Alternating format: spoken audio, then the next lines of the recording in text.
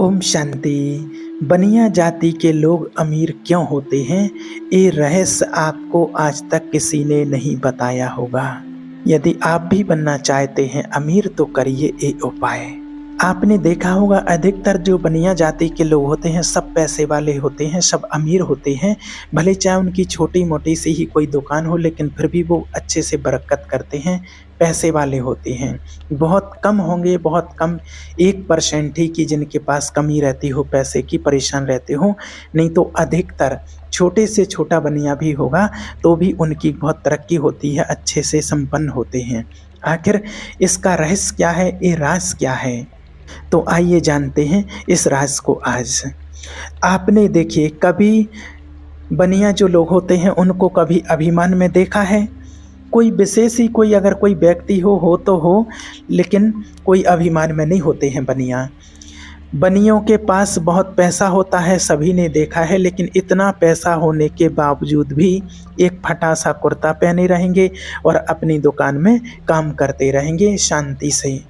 उनको देख करके कोई नहीं कहेगा कि इतने बड़े करोड़पति लोग हैं, ये बहुत पैसे वाले हैं, इनके पास इतना पैसा है। और बनिया जो लोग होते हैं हमेशा सामान्य रहते हैं और पैसे को बचाने की जो शक्ति होती है वो केवल बनियों में ही होती है। वो पैसे को बचा सकते हैं और बनिए के अतिरिक्त किसी के पास भी अगर पैसा आया तो वो पैसा उफान मारता है, अलग झलकता है, दिखता है, क्योंकि पैसे पचाने की क्षमता सबके पास नहीं होती है।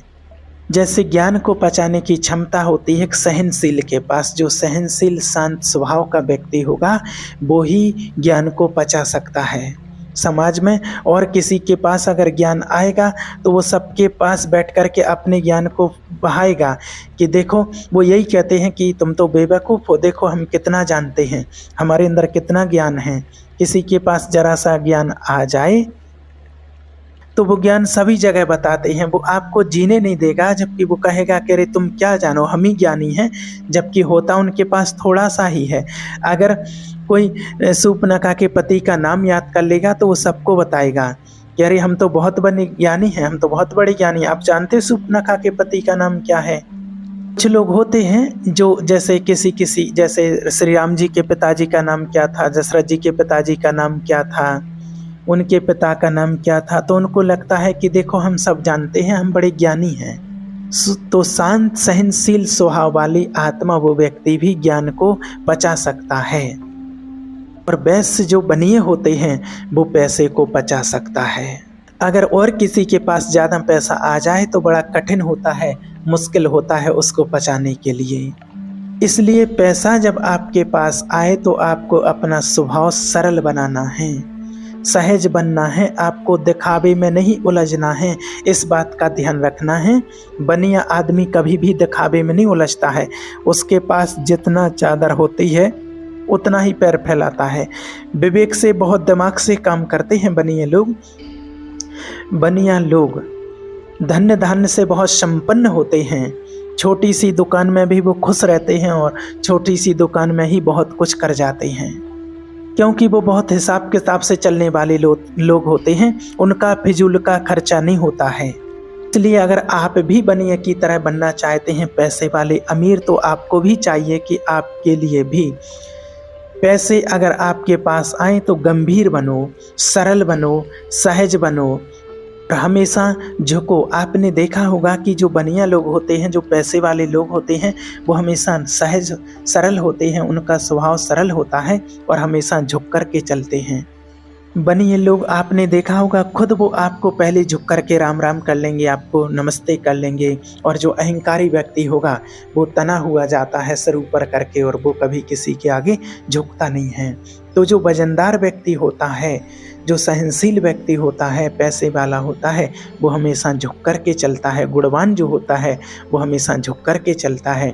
जैसे आपने देखा होगा आम का पेड़ जो होता है, जैसे ही आम में जब फल आते हैं, आम लगते हैं, तो वो पेड़ ऑटोमेटिक झुक जाता है। आम का पेड़ जब फलों से भर जाता है तो झुक जाता है, डालियां आम की नीचे झुक जाती हैं। आंवले का पेड़ होता है वो भी झुक जाता है, केले का पेड़ भी झुक जाता है। इसलिए ईश्वर आपको जितना धन दें, आपके कर्म के अनुसार जो आपके पास आए उतना आप झुकिए, उतने आप सरल बनिए, सहज बनिए। समाज को राम राम कहना पूछना ना छोड़िए, समाज से मिलना जुलना ना छोड़िए। पैसा आ गया है अगर तो ज़्यादा गर्मी ना रखिए। पैसा तो चंचल है, आज है कल रहेगा, इसकी कोई गारंटी नहीं है। लेकिन हमारे और आपके जो संबंध हैं वो तो आज भी हैं और कल भी रहेंगे। पैसों के चक्कर में संबंध नहीं बिगाड़ने चाहिए, रिश्ते नहीं बिगाड़ना चाहिए। नहीं तो कई जगह ऐसा देखा गया है कि गरीबी के चक्कर में खास रिश्ते भी छूट जाते हैं और अमीरी के कारण दूर के रिश्ते भी खास बन जाते हैं। अगर कोई हमारा कोई भी रिश्तेदार है, अगर वो गरीब है और अगर आप पैसे वाले हैं तो आप उसको पूछना छोड़ देते हैं, उसको शादियों में अपने फंक्शन में बुलाना छोड़ देते हैं, भूल जाते हैं कि लोग क्या कहेंगे कि ऐसे इनके रिश्तेदार हैं। और जो पैसे वाला व्यक्ति होगा, अच्छा पैसे वाला है, पद पोजीशन वाला है, तो वो दूर का रिश्तेदार भी होगा, लेकिन उसको कहेंगे अरे ये हमारे हैं, ये हमारे रिलेशन में है, हमारे ये हैं, और उनको बुलाएंगे। इसलिए ऐसी गलती कभी भी भूल से नहीं करना चाहिए। पैसा तो आज है, कल शायद नहीं होगा, लेकिन रिश्ते हमारे कल भी थे, आज भी हैं और कल भी रहेंगे। इसलिए कभी भी पैसों की अहमियत से रिश्तों को मत तौलिए, रिश्तों को कभी ना छोड़िए और हमेशा अपनी ज़िंदगी को रियल जीना चाहिए, दिखावे की ज़िंदगी ना हो। कुछ लोग क्या कहते हैं, कुछ लोग दिखावा बहुत करते हैं कि बाहर से बड़ी गाड़ी खरीद लेंगे, अच्छा बड़ा बंगला बनवा लेंगे, मकान आलीशान बनवा लेंगे, लेकिन अंदर से पता पड़ा कि खाने के लिए भी अच्छे से रोटियां नहीं हैं। आपने 30 लाख की गाड़ी खरीद ली और आपके पास था 5 लाख और आपने 25 लाख का लोन ले लिया है। ये बेवकूफ़ी है या समझदारी है? आप खुद विचार कीजिए। आपको 30 लाख की गाड़ी लेने की ज़रूरत ही क्या थी? आपको गाड़ी तो 5 लाख की भी आती है, 10 लाख की भी गाड़ी आती है। आपके पास 5 लाख था, 5 लाख की गाड़ी ले लेते और आपको चलना ही कितना था, 250 किलोमीटर, 100-200 किलोमीटर, तो आप 5 लाख की गाड़ी से आराम से भी आप आनंद से जीवन गुजार सकते हैं। लेकिन आप दिखावे में चले गए और हमारे पास तो अच्छी गाड़ी होनी चाहिए और आप 30 लाख की गाड़ी ले आए। इसलिए जीवन कभी दिखावे के हिसाब से ना हो, जीवन आवश्यकता के हिसाब से होनी चाहिए। हमारी ज़रूरत कितनी है? अगर हमारी ज़रूरत 500 रुपये की साड़ी से या 500 रुपये के कपड़ों से पूरी हो रही है तो हम 5000 की साड़ी में क्यों अपने पैसे बर्बाद करें? इस बात को हमेशा याद रखिए। हमारी ज़रूरत जितनी है हम उतना कार्य करें। आजकल लोग ज़रूरतों के हिसाब से नहीं चल रहे हैं, आजकल लोग दुनिया में दिखावे के हिसाब से चल रहे हैं। इतना बड़ा घर बनाएंगे, अरे घर छोटा चलेगा, बिजनेस आपका बड़ा होना चाहिए, कारोबार आपका बड़ा होना चाहिए, फिर घर बड़ा हो जाएगा, कोई बड़ी बात नहीं है। कई बार क्या करते हैं, हम दिखावे के लिए कर्जा ले लेते हैं, कहीं से बैंक से या कहीं से भी कर्जा ले लेते हैं। घर बनाए अच्छा दिखावे के लिए, थोड़ा बहुत आपने लोन लिया है, बैंक लोन लिया है, ठीक है चलेगा, थोड़ा बहुत आप चुका लेंगे, लेकिन उतना ही पैर फैलाओ जितनी चादर है। अगर आपने ज़्यादा लोन ले लिया और आपने चुका नहीं पाया तो बैंक ये ना कहे कि हम आपका घर नीलाम कर देंगे। कुछ लोग गाड़ियां खरीद लेते हैं लेकिन बैंक वाले बाद में उठा के ले जाते हैं, नीलाम कर लेते हैं, घर बनवा लेते हैं, कर्जा लेकर के आलीशान बंगला बनवा लेते हैं, फिर नहीं चुका पाते हैं तो बैंक नीलाम कर देती है। तो ये स्थितियां पैदा ना हो, कहने का अर्थ ये है कि चादर हमारी जितनी है उतना ही पैर फैलाया जाए और दिखावे की ज़िंदगी से हमेशा बचना चाहिए। दिखावे का जीवन कभी नहीं जीना चाहिए। हमारा पड़ोसी कितना बड़ा आदमी है, हमारा पड़ोसी कितना धन्ना सेठ है, हमें कोई मतलब नहीं। हम जो कर रहे हैं, हमारे पास क्या है, हमें अपने को देखना है। आप देखते दूसरों को हैं, इसलिए आप परेशान हैं।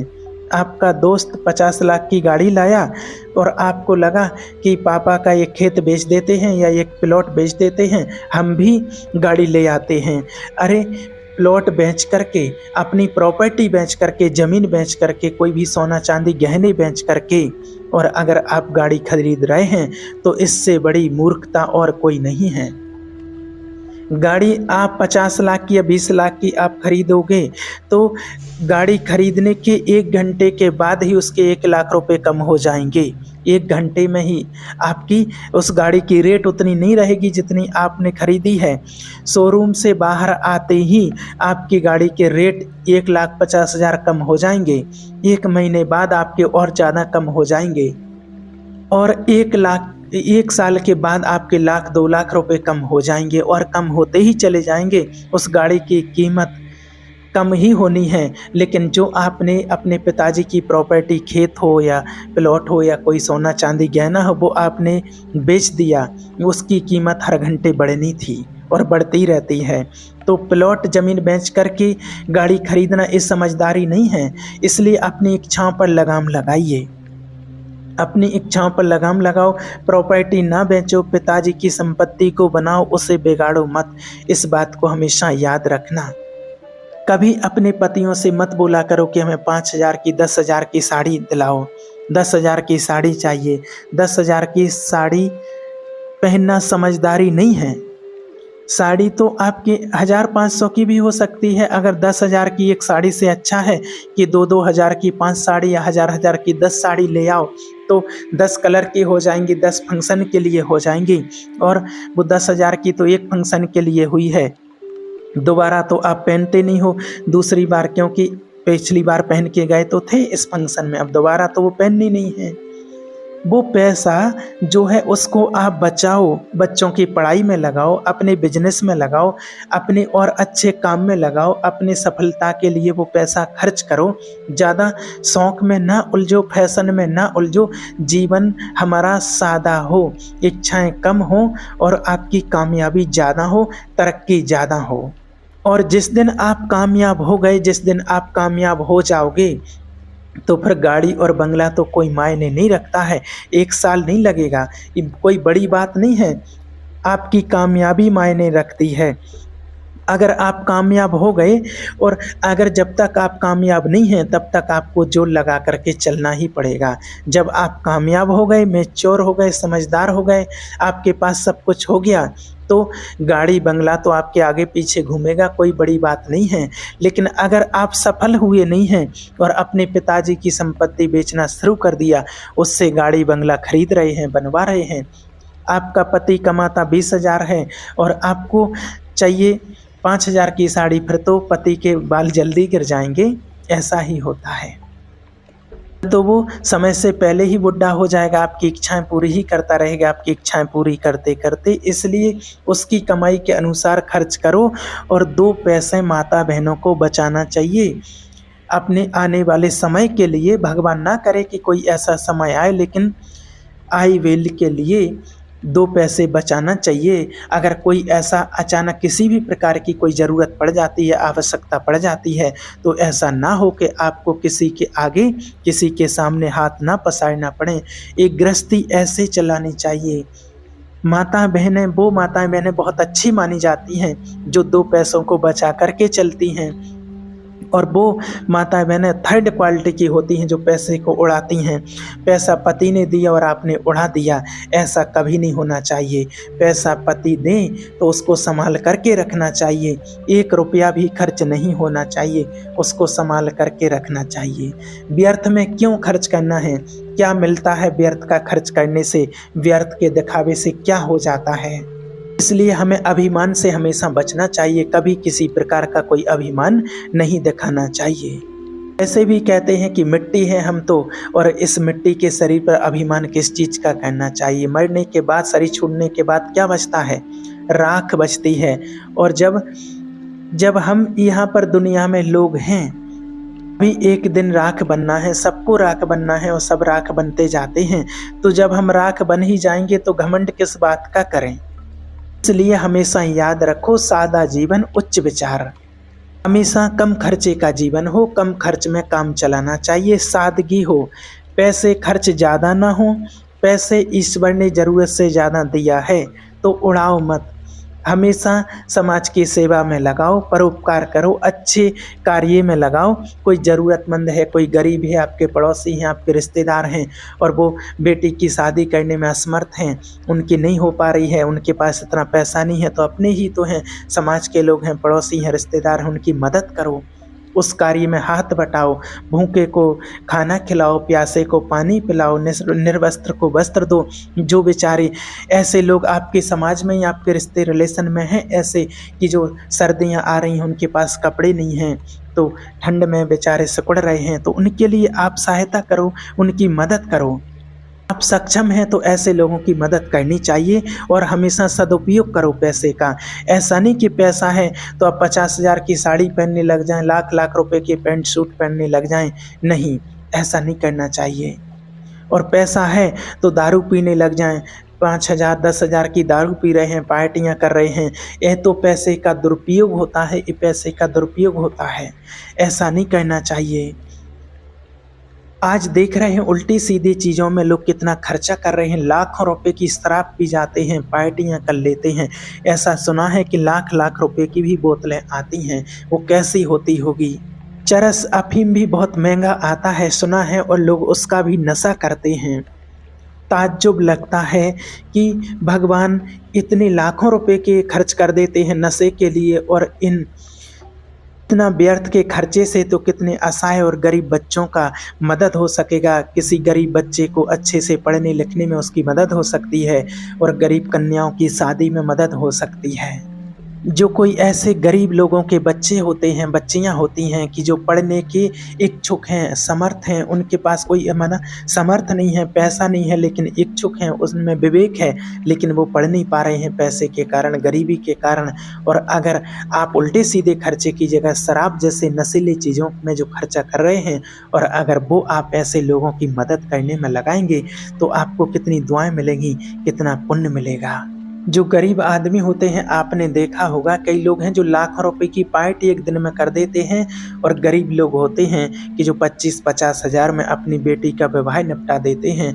तो आप सोचिए, उस गरीब आदमी से पूछिए कि उस 25-50 हज़ार की कीमत क्या होती है, तो वो बताएगा कि 25,000 में 50 में तो मेरी बेटी का विवाह हो सकता है। और कुछ लोग हैं कि जो ईश्वर ने अगर दिया है, तो कई लोग ऐसे हैं कि जो 25-50 क्या लाखों रुपए की भी साड़ियाँ पहन लेते हैं, और 2-4 बार पहन करके उस साड़ी को फेंक दिया जाता है।